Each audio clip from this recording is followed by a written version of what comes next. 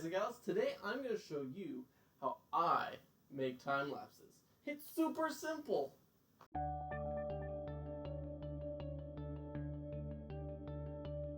To do this, you're going to need a camera, a tripod. We're also going to need some form of intervalometer so we can take photos after a set amount of time. There are many different ways you can do this, and some cameras even have it built in. But for this, I'm going to be using the I/O shutter cable with my iPhone 4S. Last and probably most importantly, we're going to need some software to put all of these photos together to make the actual time lapse. I'm going to be using Photoshop today, but if you don't have Photoshop, I do have a link down below where you can find other alternatives. Now, let's get all set up for this time lapse.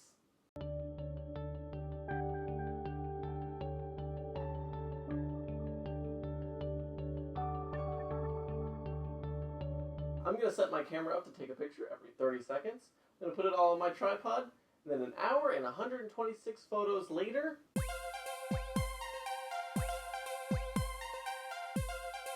I've got all the shots I need to put together a really nice time lapse. Now let's head over to the desk and boot up some Photoshop.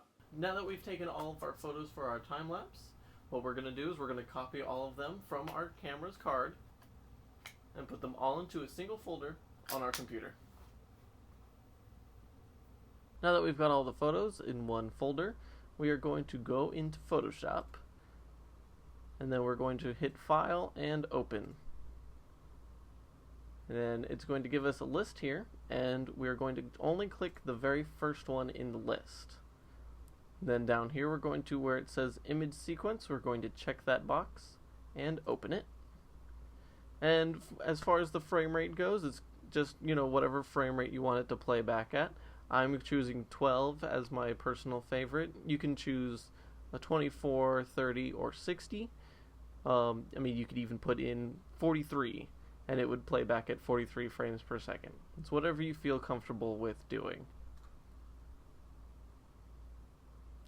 Now here's the outcome here.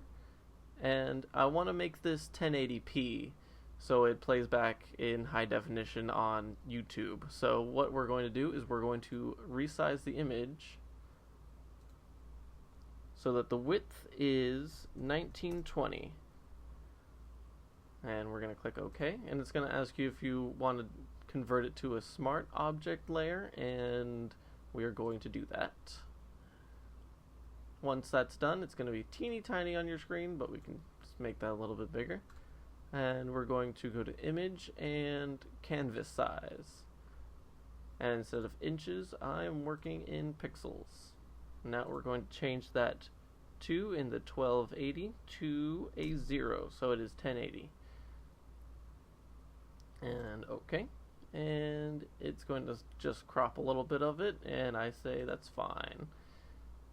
Now once all that's done, you can resize it, and you can play it even through here if you want, and you can see if you like how it looks. You can change all of the other options if you'd like. But I'm going to go ahead and go into File and Export and click on the Render Video button here. Now it's going to ask me a whole mess of questions. What kind of file do you want it to be? I have it set to QuickTime Movie, and you can make it, AVI or MPEG-4 or whatever your favorite ones are. But I'm using QuickTime Movie, and I'm using the H.264, which you can change all those settings in here and in here. And it's showing here it's going to be playing back at 12 frames per second, and I have it at the best quality, and it's going to be compressing at H.264. which is what YouTube uses. And it's already going to be at 1080p. And OK. And here it is again, 1080p, all frames, and playing back at 12 frames per second. Here you can change where you want it saved to be or anything like that. And then we're going to go ahead and click Render. And it's going to just start crunching away like one of those computers over at Pixar. So it's going to take a long time. Once it's done, you'll have yourself an awesome work of time-lapse art. Now, it's time to upload it to YouTube and share it with all your friends.